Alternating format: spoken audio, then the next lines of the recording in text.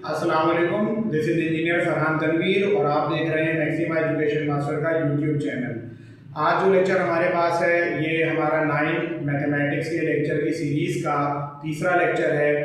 Lecture number 2 में हमने exercise 1.6 complex number से रिलेटेड सॉल्व करी थी और उसका हमने क्वेश्चन नंबर 1 कंप्लीट कर लिया था। तो आज हम स्टार्ट करेंगे क्वेश्चन नंबर 2 से और बगैर वक्त ज़ाय किए हुए हमने काम पर आ जाते हैं। देखिए क्वेश्चन नंबर 2 के अंदर वो आपसे कह रहा है simplify and right your answer in the form of a plus iota b। अगर आपने पिछले लेक्चर नहीं देखे हैं तो मैं आपको रिकमेंड करूंगा कि जाके पहले उन लेक्चर्स को देख लें ताकि आपको कॉम्प्लेक्स नंबर का आइडिया हो जाए। उसके बाद ही हम आपको आज वाला लेक्चर समझ में आ सकता है। तो आपको डिफरेंट कॉम्प्लेक्स नंबर दिए हुए हैं क्वेश्चन नंबर 2 के अंदर, आप अपनी बुक में भी देख सकते हैं। और वो ये कह रहा है कि इन कॉम्प्लेक्स नंबर्स को a प्लस आयोटा b की फॉर्म में रिप्रेजेंट करें। तो चलें हम स्टार्ट करते हैं इसको। क्वेश्चन नंबर 2 जो है हमारे पास, इसके अंदर उसने हमें कहा है क्वेश्चन नंबर 2 का पार्ट नंबर 1 हमें बेटा दिया हुआ है -1/1 प्लस आयोटा। पार्ट 2 जो है सारे पार्ट पहले मैं एक दफा लिख देता हूं, 1 प्लस आयोटा की पावर 4। इसके बाद पार्ट 3 में आपसे कहा जा रहा है 1/1 प्लस आयोटा का होल स्क्वायर। पार्ट 4 में आपसे कहा जा रहा है 1 प्लस आयोटा की पावर 8। आपके पास ये 4 पार्ट्स हैं और आपने इन चारों पार्ट्स को कन्वर्ट करना है किस फॉर्म के अंदर? आपने चारों पार्ट्स को कन्वर्ट करना है a प्लस आयोटा b की फॉर्म में। a plus iota b standard form कहलाती है किसी भी कॉम्प्लेक्स नंबर की। तो ये उस स्टैंडर्ड फॉर्म में नहीं है, हमें उस फॉर्म में कन्वर्ट करना है। कैसे करना है आइए देख लें, तमाम सवाल मैं आपको करके दिखा दूंगा। तो पार्ट नंबर 1 पर सबसे पहले आ जाते हैं। जो भी कॉम्प्लेक्स नंबर बेटा आपको दे दिया जाए उसको z माना करो, z। ये पहले लेक्चर्स के अंदर पढ़ा दिए हमने, -1/1 प्लस आयोटा। और अगर आप मेरे पिछले लेक्चर्स अटेंड कर रहे हैं तो आपको क्लियर पता होगा कि मैंने हमेशा ये बात बोली है कि मैथमेटिशियंस को डिनोमिनेटर में आयोटा पसंद नहीं है और उसका इलाज वो क्या निकालते हैं, कॉन्जुगेट से मल्टीप्लाई डिवाइड करते हैं डिनोमिनेटर के। अब this is 1 plus iota, so the conjugate of this particular denominator 1 plus iota will be 1 minus iota. आप 1 माइनस आयोटा से मल्टीप्लाई और डिवाइड करो। तो मैं लिखता हूं यहां पर, तो multiply and divide by 1 minus iota. So अब तुम्हारा जो कॉम्प्लेक्स नंबर z है वो क्या बन जाएगा उसको लिख लेते हैं। 1 माइनस आयोटा से मल्टीप्लाई किया और 1 माइनस आयोटा से डिवाइड किया। -1 जब इससे मल्टीप्लाई करोगे -1 को बाहर लिखो, 1 माइनस आयोटा, नीचे डिनोमिनेटर में क्या है 1 प्लस आयोटा और फिर 1 माइनस आयोटा। फर्दर सॉल्व करोगे तो क्या बनेगा, -1 इस 1 से मल्टीप्लाई होगा तो -1 ही आ जाएगा, माइनस माइनस प्लस हो गया, आयोटा आ गया।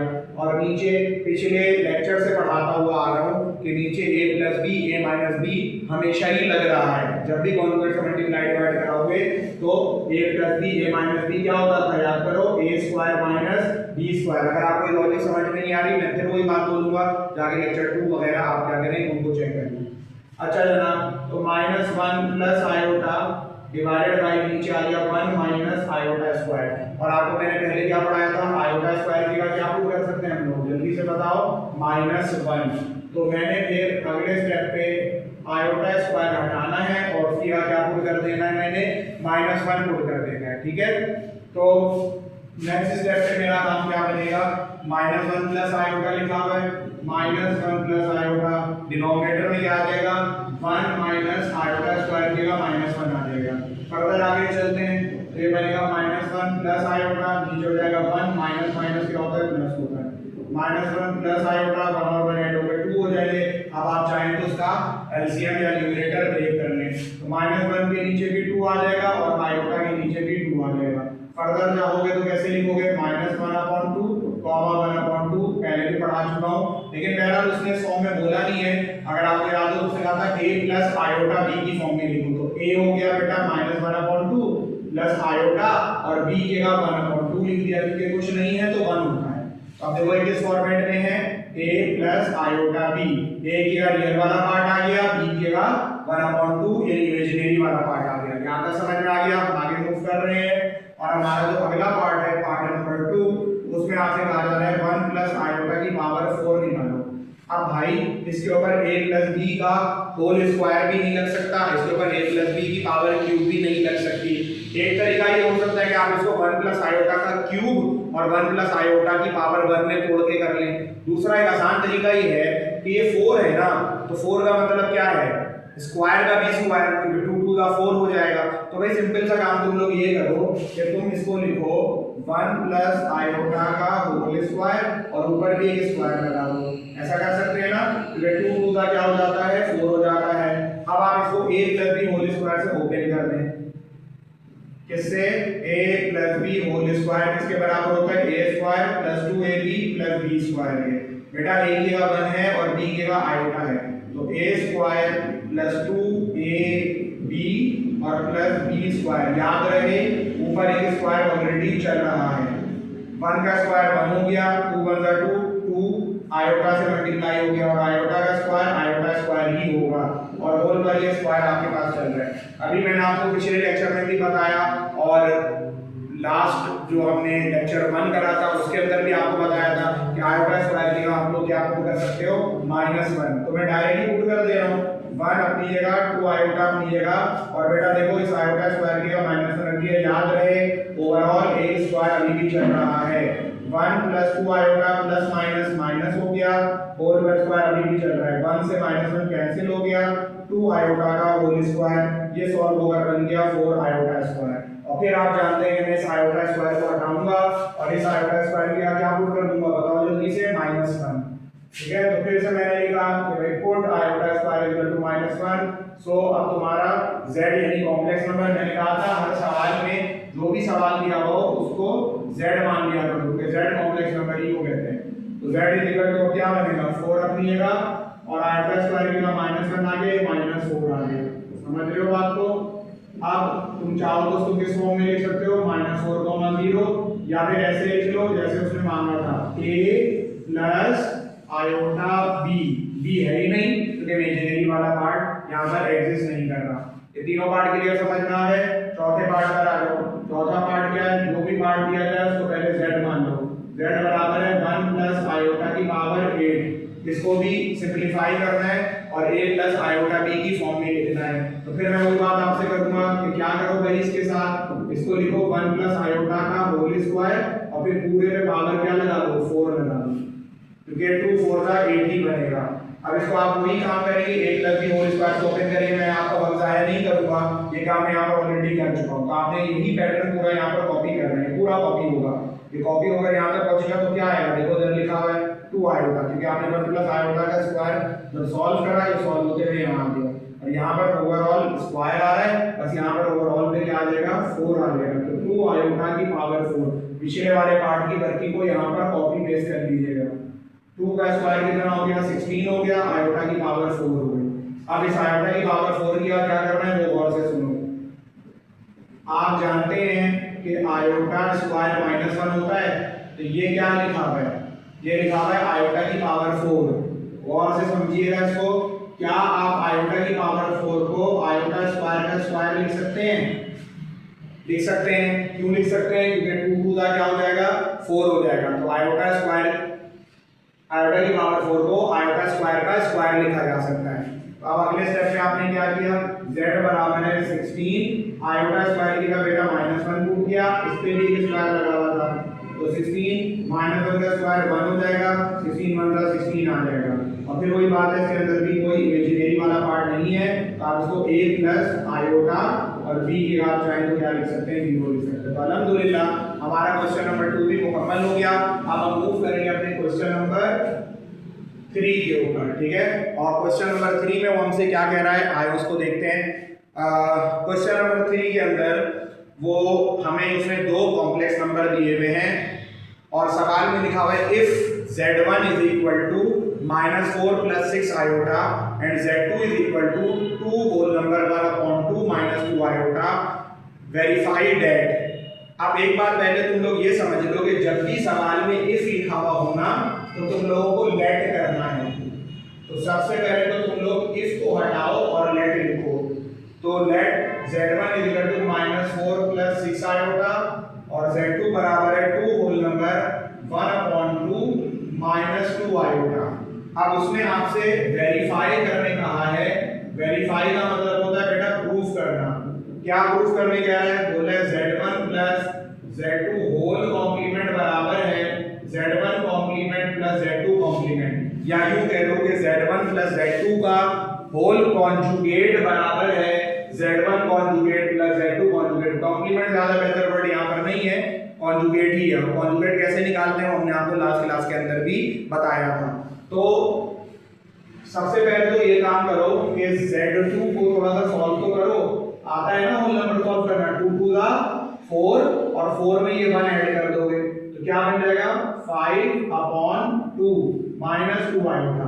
तो अब z1 की जगह -4 + 6 आयोटा पुट करना और z2 की जगह क्या पुट करोगे 5/2 minus 2 iota.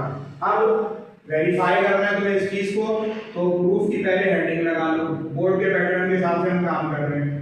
Taking left hand side, क्या है लेफ्ट हैंड साइड की वैल्यू z1 प्लस z2 का होल कॉन्जुगेट।